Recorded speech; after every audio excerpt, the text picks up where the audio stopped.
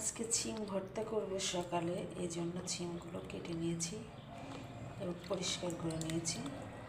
এখন ছিমগুলো আমি সিদ্ধ করে নেব। এর মধ্যে কাঁচামরিচ দিব আর রসুন দেব না, রসুনটা ভেজে নেব। কাঁচামরিচ, একটু সরিষার তেল আর পানি দিয়ে সুন্দর করে সিদ্ধ করে নেব, তারপরে ভর্তা বানাবো। ছিমগুলো দিয়ে দিয়েছি, এখন একটু পানি দিয়ে দেব। এর মধ্যে কাঁচামরিচ, সরিষার তেল, লবণ আর ছিম এটাই দিয়ে দিয়েছি, এখন সিদ্ধ করে নেব।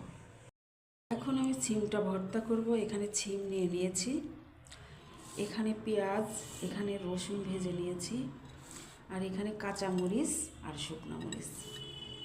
রসুনগুলো কিন্তু আমি সুন্দর করে দেখেন সিদ্ধ হয়ে গেছে সুন্দর, এই যে এভাবে করে আমি ভেজে নিয়েছি।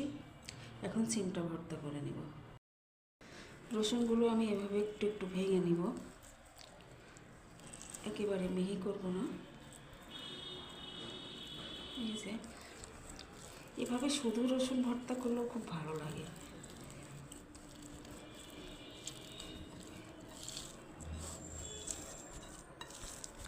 এবারে আমি পেঁয়াজ টিয়াজ দিয়ে সুন্দর করে মাখিয়ে নিচ্ছি। রসুনগুলো আমি এভাবে একটু একটু ভেঙে নিব, একেবারে মিহি করব না। এই যে এভাবে শুধু রসুন ভর্তা করলেও খুব ভালো লাগে।